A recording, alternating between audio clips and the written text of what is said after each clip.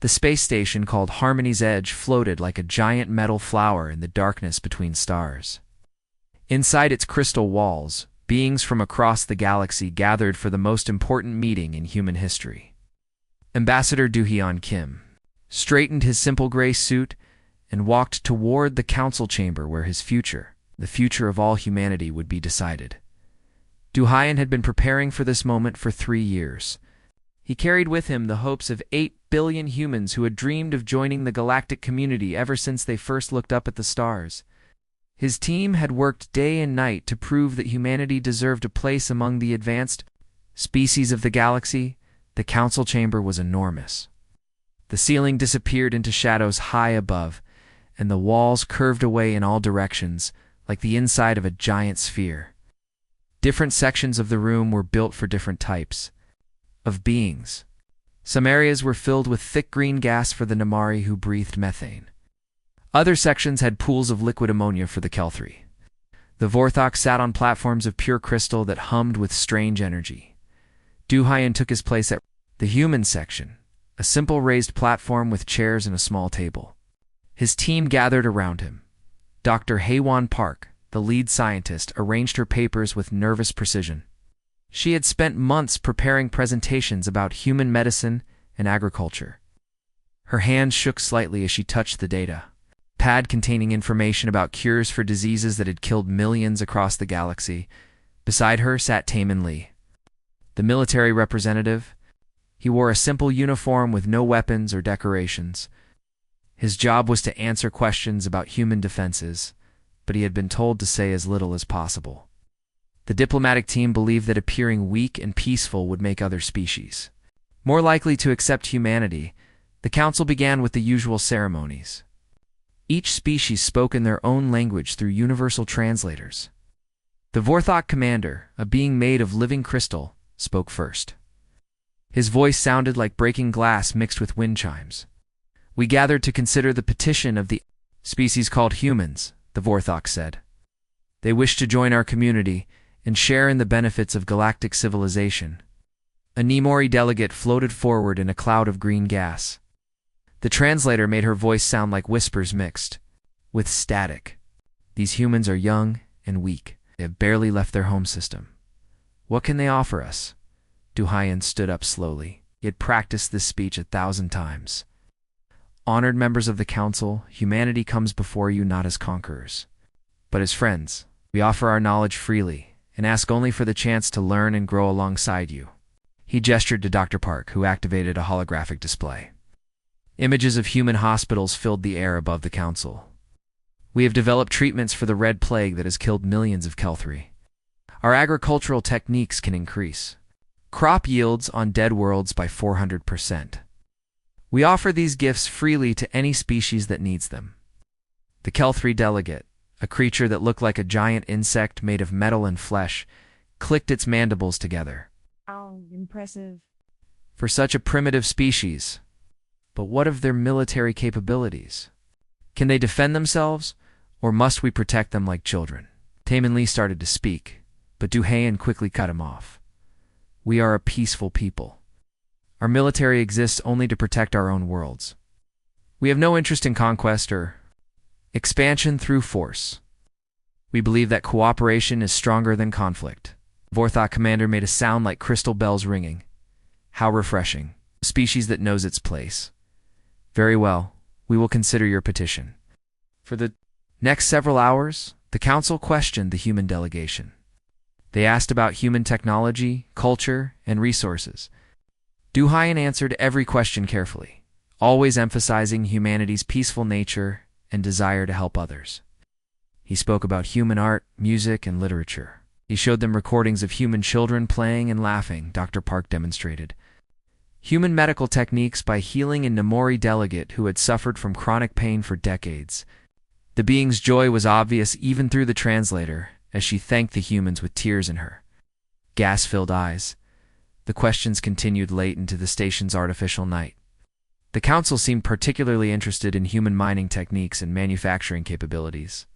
They asked detailed questions about human colony worlds and how many people lived on each planet.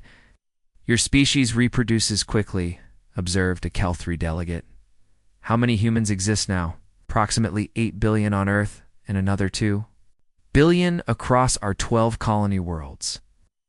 Duhayan replied honestly. The aliens exchanged glances that seemed meaningful, but Duhayan could not read their expressions. The Vorthok commander spoke again. Your people work hard and breed efficiently. This is useful. We will need detailed records of your population and resources for our archives. Something in the way he said useful made Taemin Lee shift uncomfortably in his chair, but Duhan smiled and nodded. Of course, we want to be transparent in all our dealings. The council moved to private deliberation. The human delegation was escorted to a waiting room where they sat in nervous silence. Through the transparent walls, they could see the aliens talking among themselves in their various languages. They seem interested, Dr. Park whispered. I think they were genuinely impressed by our medical advances.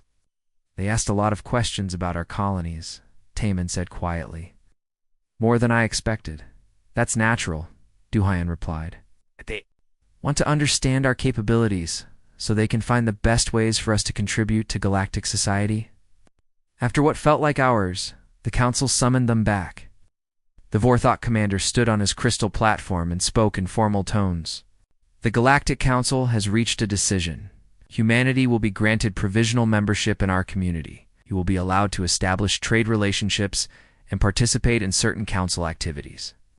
In exchange, you will provide tribute in the form of resources and labor as determined by this council. Duhayan felt his heart soar. They had done it. Humanity was finally part of something bigger than itself. We accept with gratitude, he said, bowing deeply. Humanity will be honored to contribute to the galactic community. The ceremony concluded with the signing of treaties and the exchange of gifts. The humans gave each species samples of their art and music.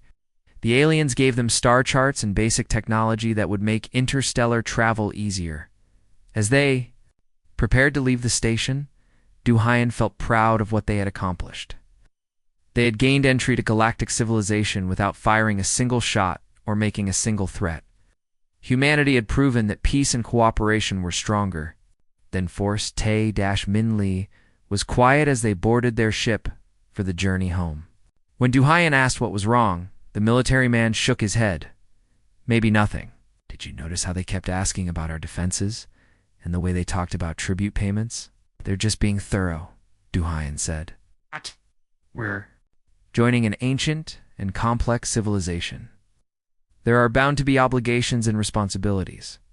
But as their ship jumped to faster-than-light travel, carrying the news of humanity's acceptance back to Earth, none of them noticed the small alien ships that had been watching from the shadows. Ships that now followed them home to catalog every human world and count every human ship. The galaxy had accepted humanity into its community. But acceptance and friendship were very different things.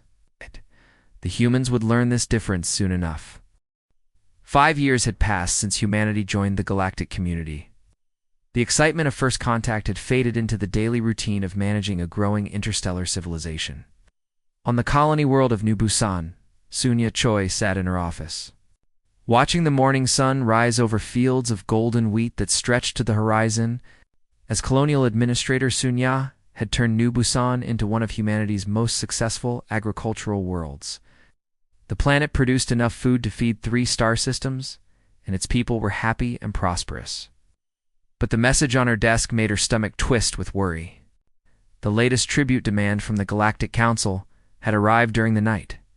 The numbers made no sense. They wanted 40% more grain than last year, 60% more rare metals, and twice as many skilled workers to be sent to other worlds as technical advisors. Sunya read the document 3 times, checking her calculations. Even if every person on New Busan worked 20 hours a day, they could not meet these demands. The math was impossible, but the council did not seem to care about mathematics. She activated her communication system and called Captain Woojin Nam, whose cargo ship Peaceful Dawn was scheduled to arrive that afternoon. Woojin had been traveling between human and alien worlds for 2 years, and he often brought news from other parts of the galaxy. Captain Nam, this is Administrator Choi. I need to speak with you when you arrive. We have a problem. I was afraid you might say that Wu Jin's voice crackled through the speakers. I've been seeing things out here that make my skin crawl. The council is squeezing everyone harder these days. When Wu Jin arrived at the administrative center, his usually cheerful face was grim. He had been a merchant captain for 10 years, but the past few months had changed him. His eyes held the haunted look of someone who had seen too much. It's getting worse everywhere, he told Sunya as they sat in her office. Last week, I was at the Kel-3 mining station on Gamma 7. The council enforcement ships showed up for a routine inspection. They took half the station's ore and claimed it was back taxes. Sunya poured tea for both of them, her hands shaking slightly. What happened to the miners? The ones who complained were taken away for attitude adjustment. The others were told to work harder to make up the difference. Wu Jin accepted the tea but did not drink it. I've seen this same thing happening on 12 different worlds. The council makes demands that can't be met, then uses the failure as an excuse to take more. But we're following all the treaties, Sunya said. We've exceeded our tribute payments every year. The treaties don't matter anymore. They change the rules whenever they want. Wu Jin finally sipped his tea, making a face at the bitter taste. I heard something else too. The council has been asking detailed questions about human military capabilities. They want to know how many ships we have and where they're stationed.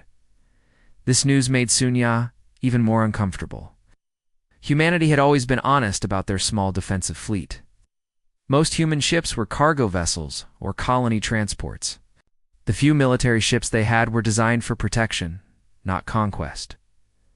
Meanwhile, on the frontier world of New Seoul, young Mikao was making discoveries that would have terrified the council if they had known about them. Young Mi was a terraforming engineer responsible for turning dead rocks into living worlds. Her work required her to survey entire star systems, mapping resources and studying planetary conditions. During a routine survey of the outer system, young Mi's sensors detected something that should not have been there, hidden in the asteroid belt were alien observation posts, carefully concealed but visible to someone who knew what to look for. Young Mi spent 3 days verifying her findings before she dared to believe them. Observation posts were watching New Seoul, recording everything that happened on the planet. They had been there for months, possibly years, gathering intelligence on human activities. She immediately sent a coded message to Earth. But before she could get a response, council inspectors arrived at her research station. They were led by a Vorthok official who introduced himself as Surveyor Crystal. We are here to verify compliance with environmental protection protocols, Crystal announced through his translator.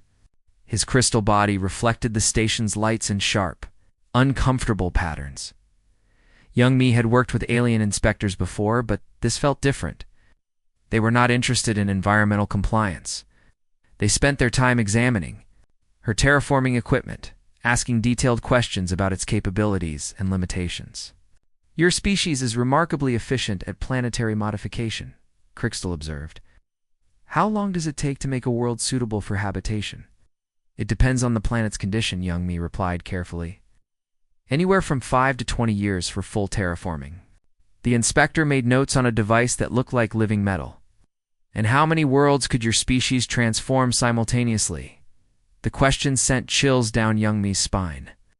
Why would the council need to know humanity's terraforming capacity unless they were planning something? It would depend on available resources and personnel, she said. Of course, we are simply updating our records. Crystal's tone was casual, but Young Mi could feel the weight of his attention. We may need to relocate some of your equipment to other projects. Council has many worlds that require attention. Young Mi knew that losing her terraforming equipment would doom New Seoul's development. But she also knew that arguing with council inspectors was dangerous. She had heard stories of humans who questioned council decisions. They usually disappeared. Back on Earth, Haiyan Wu Jiang was fighting a different kind of battle. As the new chief of human military forces, he had access to intelligence reports from across human space. The pattern he was seeing made him deeply afraid. Every human world was reporting the same thing. Increased tribute demands, more frequent inspections, and subtle pressure to provide detailed information about human capabilities. The council was systematically cataloging human strengths and weaknesses. Hyenwu requested a meeting with the civilian government to discuss reinforcing colonial defenses. He was told that such actions would be seen as aggressive and could damage humanity's relationship with the Council. Sir, with respect, I believe our relationship with the Council is already damaged. Hyenwu told President Kim during a private meeting. They're treating us like a resource to be harvested, not partners in galactic civilization. President Kim was a good man who genuinely believed in peaceful coexistence. And General Zhang, I understand your concerns, but we must be patient. Building trust takes time.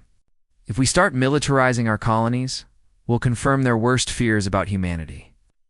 What if their worst fears are about us discovering their true intentions? Hyenwu asked, but his warnings fell on deaf ears. The civilian government was committed to their policy of peaceful cooperation. They increased tribute payments rather than risk conflict. On worlds across human space, the story was the same. Council enforcement ships arrived with impossible demands.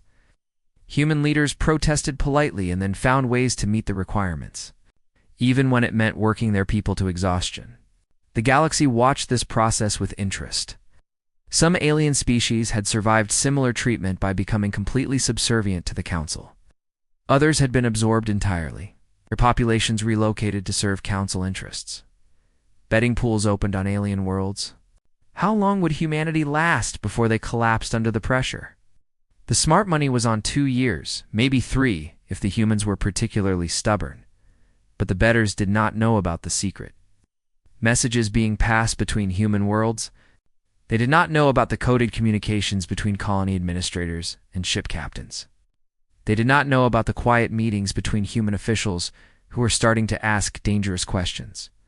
Most importantly, they did not know about the reports that were being filed in hidden databases, documenting every Council violation of the original treaties.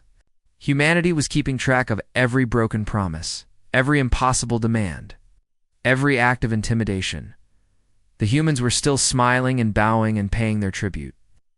But beneath the surface, something was changing. The galaxy's newest members were learning that there was a difference between civilization and tyranny. And in the deepest vaults of human space, in facilities that did not officially exist, other humans were working on projects that would have shocked the Council if they had known about them. Projects that had been quietly funded and developed. Since the day humanity first looked up at the stars and wondered what waited for them in the darkness, the Council believed they were slowly breaking humanity's spirit. They had no idea they were actually forging it into something much stronger. The Festival of Unity was supposed to be the happiest day of the year on New Jeju Governor. Unesio Lim had spent months planning the celebration that would showcase the best of human culture and the colony's incredible agricultural success. Children practiced traditional dances while their parents prepared feast tables that stretched for miles across the colony's central plaza. New Jeju was known throughout human space as the agricultural jewel of their civilization. The planets. Rich soil and perfect climate produced crops that fed 3 entire star systems. This year's harvest had been the best in the colony's history, exceeding even the Council's demanding tribute.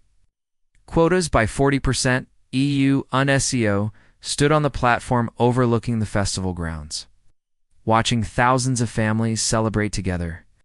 The air was filled with the smell of roasted vegetables and the sound of children's laughter. Colorful banners hung between the buildings and traditional music played from speakers hidden among the trees. "Governor, this is beautiful," said Miki Yoon, SEO, the colony's head teacher, as she joined Unesio on the platform. Oh. The children had been so excited about performing their dance for the whole colony. Unesio smiled as she watched a group of young dancers practice their movements one final time. Among them was 12-year-old Bonhwa Kong, whose grandmother had taught him the traditional steps that had been passed down through generations. The boy moved with natural grace, his face bright with joy. "It makes all the hard work worthwhile," Unesio replied. "When I see moments like this, I remember why we came to the stars, to build something better for our children." The celebration was reaching its peak when the sky above New Jeju suddenly darkened. Massive shadows fell across The festival grounds as Council enforcement ships descended from orbit. The ships were enormous, each one larger than the colony's main city. They moved with menacing purpose. The music stopped. The laughter died. Thousands of people looked up at the alien vessels with growing fear. These were not the small inspection ships that occasionally visited the colony. These were warships, armed with weapons that could destroy entire cities. Dong-Su-Ru, the colony's chief of security, immediately activated the emergency communication system. Governor Lim were detecting 12 council enforcement vessels. They're powering up landing systems and deployment bays. Unicio felt her heart sink. The council had never sent this many ships to any human world. Something was terribly wrong. Open communication channels, she ordered. Let me speak to their commander. The response came immediately. The holographic image of a Vorthok commander appeared in the air above the festival grounds. The being's crystalline form reflected the sunlight in harsh, angular patterns. When he spoke, his voice carried the authority of absolute power.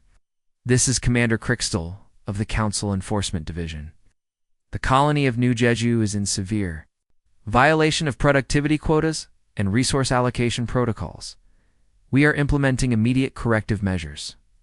Unicio stepped forward, her voice carrying across the silent festival grounds through the amplification system. Commander, there must be some mistake. New Jeju has exceeded all tribute requirements by 40%. We have documentation proving our compliance. Your documentation is falsified, Crystal declared without even looking at the records. The Council has determined that this colony is operating at unacceptable efficiency levels. Corrective action begins now. The first enforcement shuttles landed with thunderous impacts that shook the ground beneath the festival. Alien soldiers poured out their weapons ready. These were not the polite inspectors that humans had grown accustomed to. These were warriors, and they moved with the precision of a military operation. Secure the harvest storage facilities, Crystal commanded. Begin immediate resource extraction. All surplus population will be relocated to optimize productivity. Unicio watched in horror as the aliens began seizing the colony's entire food supply. Grain that was meant to feed millions of people was loaded onto council ships with ruthless efficiency. When human workers tried to explain that taking the harvest would cause starvation, they were pushed aside by alien enforcers. You cannot do this, Unicio shouted at the holographic commander. Those supplies are already allocated to other human worlds. People will starve without them. Inefficient allocation is not the Council's concern, Crystal replied coldly. Your species will learn to be more productive. The situation became worse when the aliens began what they called population optimization. Council soldiers started separating families, deciding who would stay and who would be relocated to other worlds as forced labor. Parents were torn from their children. Husbands were separated from wives. Mikyang-seo tried to protect her students when alien soldiers entered the school area. Please, they're just children, she begged. They haven't done anything wrong. Kel-3 Enforcer, a creature that looked like a giant mechanical insect, struck her with a neural disruptor. Mikyung collapsed, her body convulsing as electrical energy coursed through her nervous system. The children screamed in terror as their teacher fell unconscious. Dong-Su-Ru watched the chaos unfold from his security post. His small force of colony guards was no match for the alien enforcers, but he had to do something. He reached for his weapon, then stopped. Starting a fight would give the aliens an excuse to use lethal force against civilians. All security personnel. Stand down, he ordered through gritted teeth. Do not engage. Protect the civilians, but do not fire unless fired upon. The words tasted like poison in his mouth, but he knew that resistance would only make things worse, or so he thought. The moment that changed everything happened near the children's performance area. Ban Wakong saw his grandmother, an elderly woman named Haesan, fall to the ground clutching her chest. The stress and fear had triggered a heart attack. She lay gasping for breath while chaos swirled around her, without thinking. The 12-year-old boy broke free from the group of children being herded toward the transport ships. He ran across the plaza toward his grandmother, his festival costume bright against the drab alien uniforms. Grandmother, he cried, dropping to his knees beside her. Please don't die. I'll take care of you, the Kel-3 enforcer that had struck. Mikyung noticed the boy's movement. In the alien's mechanical mind, this was a violation of orders. The human child was disrupting the efficiency of the operation, without hesitation, without thought. Without the slightest trace of mercy, the Kel-3 enforcer brought its massive mechanical limb down on the child. The impact was heard across the entire festival grounds, a sound that would haunt the survivors for the rest of their lives. Ban Kong died instantly, his small body crushed beneath the alien's weapon. His grandmother's scream of anguish rose. Above all other sounds, a cry of loss, so profound that it seemed to tear the very air. The enforcer looked at the broken child with the same indifference. It might show a crushed insect. Acceptable population reduction, it announced to its commander, proceeding with optimization protocols. The entire festival ground fell silent. Thousands of humans stared at the small broken form of a child who had been laughing and dancing. Just moments before, the aliens continued their work as if nothing had happened, loading supplies and hurting people with mechanical efficiency, but something had changed in that moment. Something fundamental had shifted in the hearts and minds of every human who witnessed the murder of an innocent child. The fear in their eyes was being replaced by something else, something colder and more dangerous. Governor Yuniseo knelt beside Banhua's body, tears streaming down her face. She looked up at the holographic image of Commander Crystal. When she spoke, her voice was no longer that of a colonial administrator pleading for mercy. "You have made a mistake," she said quietly. "The biggest mistake in the history of your species." Crystal's crystal form seemed to pulse with amusement. "Threats from a defeated population are meaningless. Your species exists at the Council's pleasure. Remember this lesson." As the alien ships departed with their stolen harvest and kidnapped workers, the remaining humans of New Jeju stood in stunned silence. The festival decorations still hung in the trees, but they looked like funeral shrouds now. The celebration had become a wake, unknown to the aliens. The entire event had been broadcast across human space as part of the festival's live coverage. On every human world and every human home, people watched as a child was murdered for the crime of loving his grandmother. The galaxy would later mark this moment as the end of one era and the beginning of another. The moment when humanity's patience finally reached its limit. The moment when the sleeping giant opened its eyes and looked upon the universe with new understanding. Ban Kong had been killed to demonstrate the Council's power. Instead, his death had awakened something in humanity that the aliens could never have imagined. Something that would soon remind the galaxy why peaceful species were often the most dangerous when their peace was finally broken. The festival was over. The reckoning was about to begin. The emergency session of the Terran Republic's highest command council was called within an hour of the New Jeju broadcast ending. President Jae-hoon Chung sat at the head of a table surrounded by the most powerful humans in the galaxy, but the room was filled with a silence so complete that the hum of the building's life support system seemed loud on the wall screen. The final moments of the festival played in an endless loop, Ban Kong running to his grandmother. The alien enforcers, mechanical limb descending, the sound of a child's life ending. The image froze on the boy's broken form, and every person in the room stared at it with expressions that had moved far beyond anger into something much more dangerous. Jae-hoon had been president for 8 years. He had negotiated treaties, managed crises, and led humanity through some of its most challenging moments. But he had never felt anything like the cold fire that now burned in his chest as he looked at the image of the murdered child. "How many people saw this?" he asked quietly. "Every human world with communication access," replied Director Subin Park from the Intelligence Division. That's approximately 10 billion people across 14 star systems. The broadcast was live and went out on all channels simultaneously. Admiral Kung Ho, on of the Human Defense Force, leaned forward. "Sir, we're receiving messages from every colony, every ship, every station in human space. The same message over and over. When do we stop pretending to be weak?" Jae-hoon closed his eyes for a moment. When he opened them again, the transformation was visible to everyone in the room. The diplomatic president who had spent years negotiating peaceful solutions was gone. In his place sat a leader who had finally accepted what his people truly were. "Director Park," he said, his voice carrying new authority. Activate Protocol 7. The silence in the room became absolute. Protocol 7 was theoretical, a contingency plan that most people hoped would never be needed.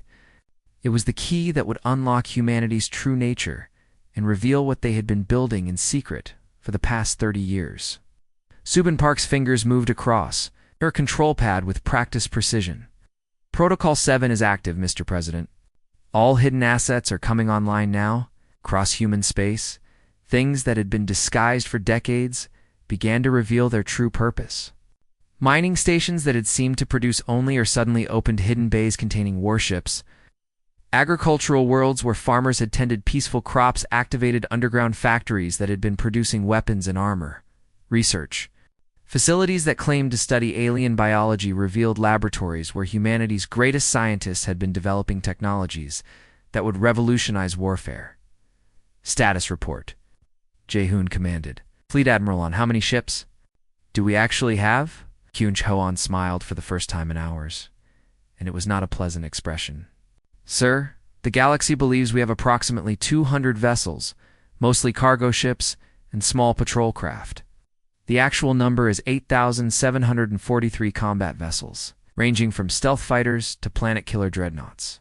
The number hit the room like a physical blow. Even some of the people present had not known the true extent of humanity's secret military buildup. Director Park, what about our technology level? Subin's eyes gleamed with pride. Right, Mr. President. While our diplomats were bowing and smiling, our scientists were working. We're not just ahead of Council technology, we're centuries ahead. We have weapons that can phase through solid matter, shields that bend space-time, and computers that process information faster than the speed of light. And our personnel? Every human colonist, miner, farmer, and trader has received basic military training. Every civilian vessel can be converted to military use within hours. Every colony has hidden armories and defensive installations. We have been preparing for this day since we first learned that the galaxy was not as peaceful as we hoped. General. Haiyan Wuzhang had been quiet throughout the briefing, but now he spoke up. Sir, we also have assets that the Council doesn't know about. Ships and personnel that have been officially listed as lost in accidents or exploration missions. Explain. Commander In Ho-yoon and the Stealth Fleet. 67 ships that have been operating in deep space for the past 5 years. They've been using diplomatic immunity and cover identities to position themselves around every major Council world. They're waiting for orders. Jae-hoon felt something cold and final settle in his chest. Humanity had been playing a game that the Council did not even know existed. While the aliens thought they were slowly breaking down human resistance, humans had been preparing for war on a scale that the galaxy had never seen. Open channels to all human worlds, he ordered.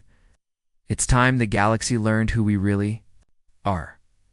The communication network that connected all human settlements activated simultaneously. On every world, in every ship, in every station, humans stopped what they were doing and listened as their president spoke to them with absolute authority. My fellow humans, Jae-hoon began, his voice carrying across the void between stars. Today, the galaxy saw what happens when peace meets evil. They saw an innocent child murdered for the crime of loving his grandmother.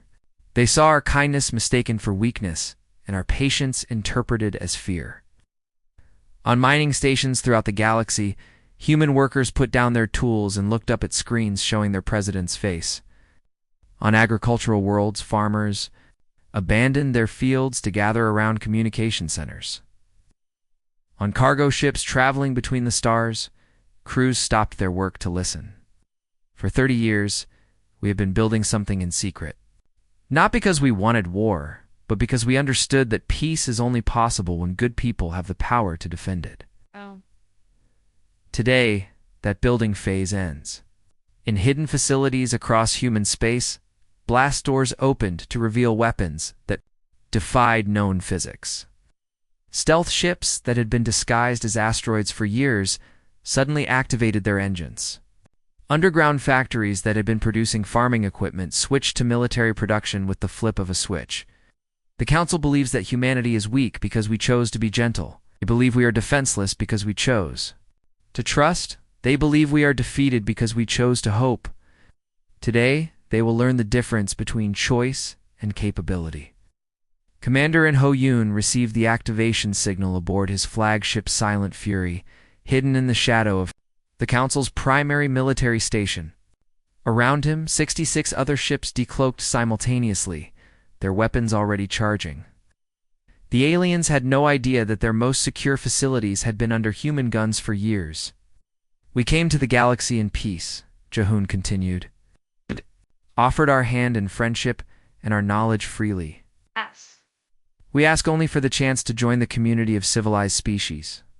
In return, we have been robbed, enslaved, and murdered.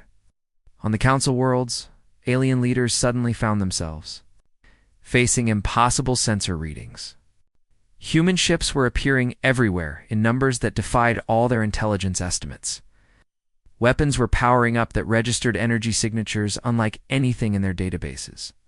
The galaxy will now learn what humanity becomes when peace is no longer possible.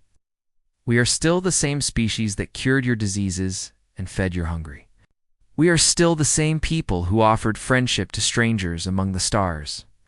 But we are also the species that will never allow innocence to be punished or kindness to be mistaken for weakness. Admiral Kung Hoan watched his tactical displays. As human fleets moved with perfect coordination across dozens of star systems, every movement had been planned and rehearsed for years. Every target had been identified and studied. Every weakness in Council defenses had been cataloged and prepared for exploitation. This is our message to every species in the galaxy, Jahoon said, his voice carrying absolute certainty. We did not want this war. We hoped until the last possible moment that wisdom would prevail over cruelty. But Bon Wakong will not have died in vain. His death marks the end of humanity's patience and the beginning of justice. The transmission ended, but its effects were immediate and devastating. Across the galaxy, Council forces found themselves facing an enemy that should not have existed. Human ships appeared in their most secure systems. Human weapons tore through their strongest defenses. And human soldiers moved with a coordination that suggested decades of preparation. The species that had been dismissed as weak farmers and miners had revealed themselves as the most dangerous military force the galaxy had ever seen. The peaceful diplomats had become avenging angels, and their fury was as precise as it was terrible. The galaxy was about to learn that there was nothing more dangerous than a gentle people pushed beyond the breaking point. The humans had tried peace, and peace had failed. Now they would try war, and the universe would tremble at the sound of their approach. The age of humanity's submission was over. The age of their dominance had begun. The human war lasted exactly 72 hours, but those 3 days changed the balance of power in the galaxy forever. Commander Giateo stood on the bridge of his flagship Righteous Thunder as it phased through the outer defenses of the Vorthok homeworld like they were made of air. The massive crystalline battle stations that had protected the planet for 1,000 years simply could not target something that existed in a different dimension. All ships maintained phase displacement. Git commanded through the communication network that connected every human vessel with instant clarity. Begin final approach to the capital structures. Below them, the Vorthok homeworld sparkled like a giant jewel. Cities made of living crystals stretched across continents, their towers reaching toward the sky in impossible geometric patterns. This was the heart of Council power. The world that had never been threatened by any enemy in recorded history. The Vorthok military responded with everything they had. Energy beams that could melt through starship armor struck the human fleet. But the weapons passed harmlessly through the phased ships. Gravity weapons that could crush planets fired at maximum power. But they could not affect targets that were not fully present in normal space. "Sir, the enemy is firing quantum disruptors," reported Lieutenant Heisenbeek from the tactical station. "Shall we drop phase and engage?" "Negative. Maintain displacement until we reach optimal firing position."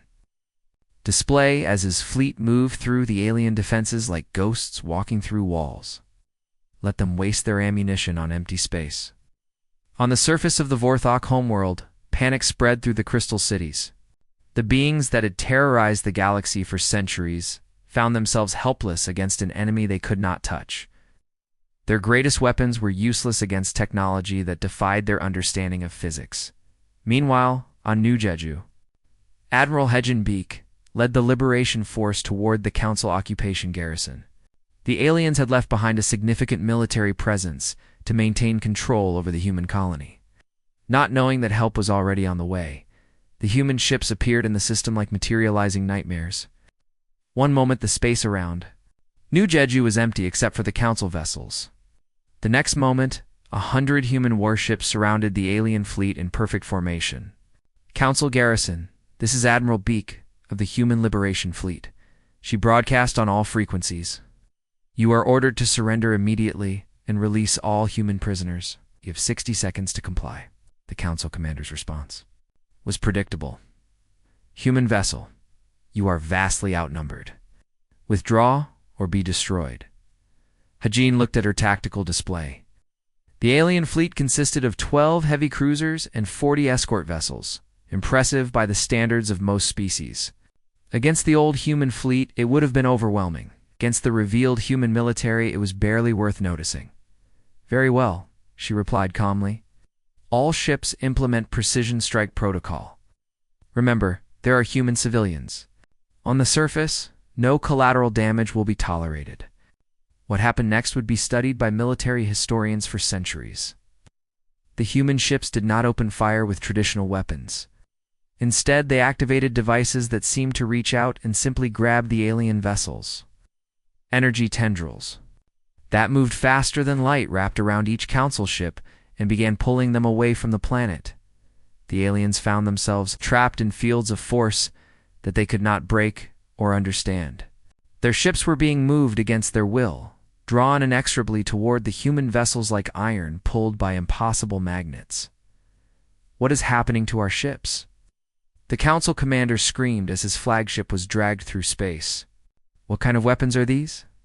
Not weapons, Haijin replied. Transportation devices. You're being relocated to our prison fleet. Your trial will begin shortly. The alien ships were drawn into the cargo bays of enormous human vessels that had appeared specifically for this purpose. Within minutes, the entire Council garrison had been captured without a single shot being fired. Not one human prisoner had been harmed in the process. On the surface of New Jeju, the remaining Council forces found themselves surrounded by human soldiers who seemed to appear from thin air. These were not the colonial security guards they had terrorized during the festival. These were professional warriors equipped with armor and weapons that made them nearly invincible. The same Kelthri enforcer that had killed young Bonhua Kong found itself facing a human soldier whose armor reflected light like liquid metal. The alien raised its massive mechanical limb, the same weapon that had crushed an innocent child. For Bonhua, the human soldier said quietly, and then moved with speed that the alien sensors could not follow. When the brief struggle ended, the Kelthri enforcer was intact, but completely immobilized. Every joint in its mechanical body had been fused shut by weapons that worked at the molecular level. It would spend the rest of its existence frozen in place, unable to harm anyone ever again. Across the galaxy, similar scenes played out on every world where Council forces had stationed themselves. Human fleets appeared without warning, deployed technologies that seemed like magic, eliminated entire enemy armies without causing unnecessary destruction. Admiral Sungwook Lim commanded the siege fleet that surrounded the Council's capital, World of Dominion Prime. This was the seat of galactic government, protected by the largest military force ever assembled. Orbital defense platforms the size of moons surrounded the planet.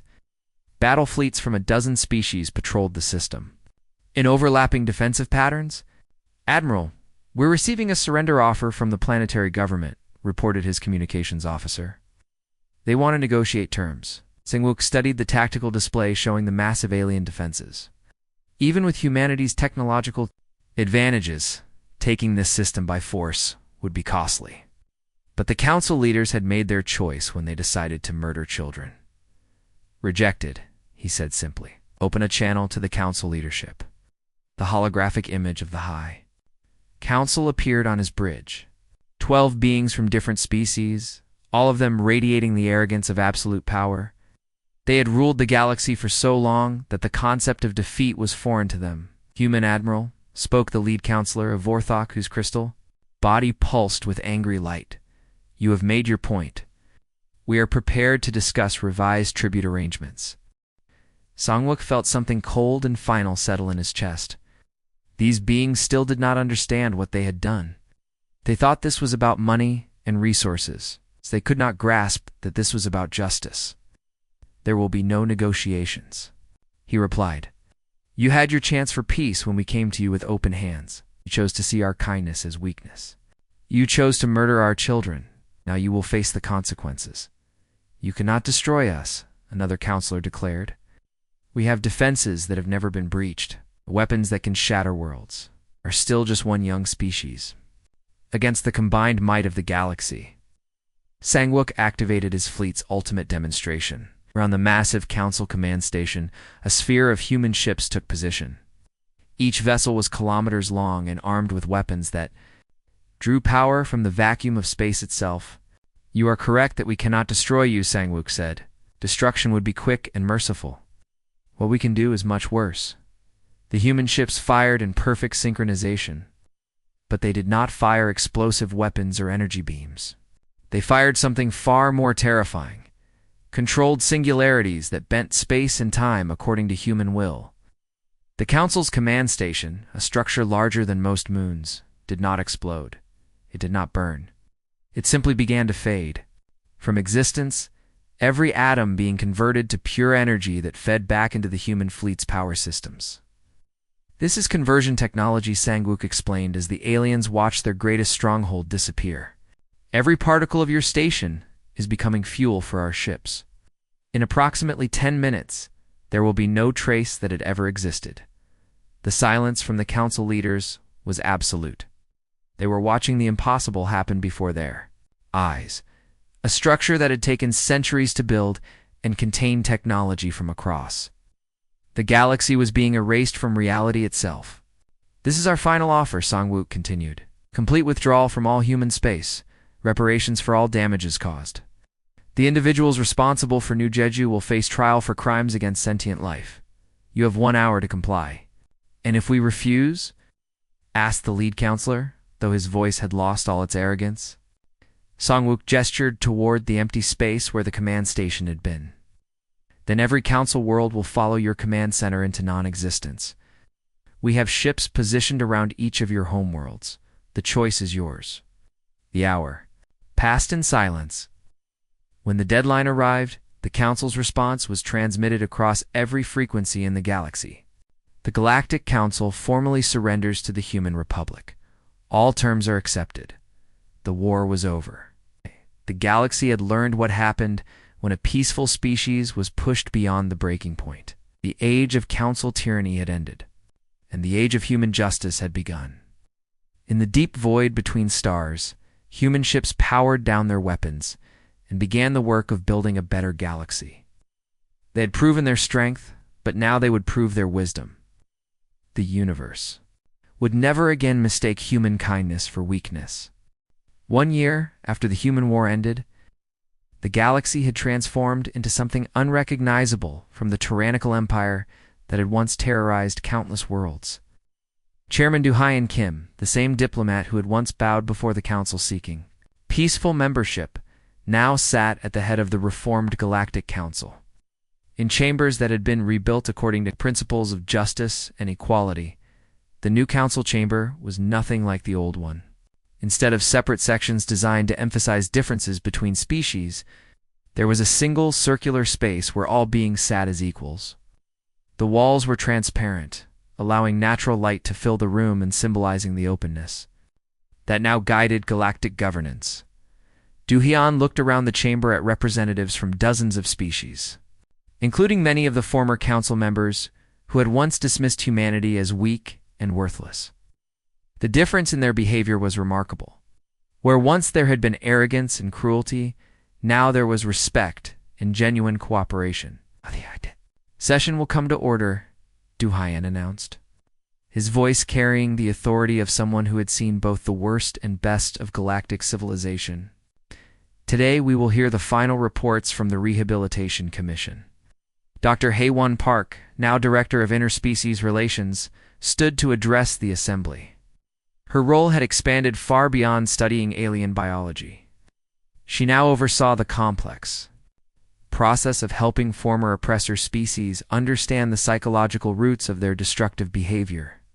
Honored representatives, she began, using the same respectful tone that humans had always employed even toward their former enemies. I am pleased to report significant progress in our rehabilitation programs across all participating worlds.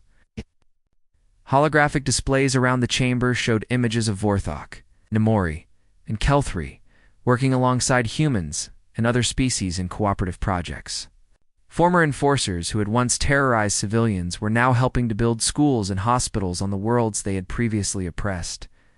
The key breakthrough came when we realized that the council species had been trapped in their own system of tyranny, Dr. Park continued. They had become so focused on maintaining power that they had forgotten the joy of genuine creation and cooperation. In the audience, former Council Commander Crystal sat in specially designed seating that accommodated his crystalline form. The being who had once ordered the destruction of human happiness now served as an advisor on military rehabilitation programs. His transformation had been one of the most dramatic. Dr. Park, if I may, Crystal said, his translated voice now carrying humility instead of arrogance. I would like to add that the human approach to justice has taught us something we had forgotten. True strength comes from protecting the innocent, not from dominating the weak. Marshal Taemin Lee, who now commanded the Galactic Peace Corps, nodded approvingly from his position at the Security Council table. The organization he led was unlike any military force the galaxy had ever seen. It included soldiers from every species, all trained in human methods of conflict resolution and protection. The Peace Corps has now established bases on 400 worlds, Marshal Lee reported. Our mission remains unchanged. Ensure that no world suffers as New Jeju did, and that no species ever again mistakes the silence of the oppressed for consent. The Peace Corps had become legendary throughout the galaxy. Their ships appeared wherever there was conflict or injustice, but they were known as much for their mercy as their strength. They carried weapons that could end wars in minutes, but they preferred to end them through negotiation and understanding. Marshal Lee, what is the status of our former enforcement personnel? Asked a representative from the Nimri, whose species had been among the most brutal of the old council's servants. All former council enforcers have completed their rehabilitation, training, Lee replied. Many have requested to join the Peace Corps as a way of making amends for their past actions. We have found that former oppressors often make the most dedicated protectors once they understand the true cost of tyranny. The session continued with reports from across the galaxy. Agricultural worlds that had once struggled under impossible tribute demands were now producing surplus food that fed hungry populations on developing planets. Mining operations that had been run like slave camps were now cooperative ventures where workers shared in the profits and took pride in their contributions. Governor Yoon Soo-lim joined the session via holographic link from New Jeju, where she continued to lead the colony that had become a symbol of human resilience and forgiveness. Behind her, the rebuilt festival grounds were visible, bustling with activity as beings from across the galaxy came to learn about human culture and values. Chairman Kim, I bring greetings from New Jeju and an invitation to all council members, Governor Lim announced.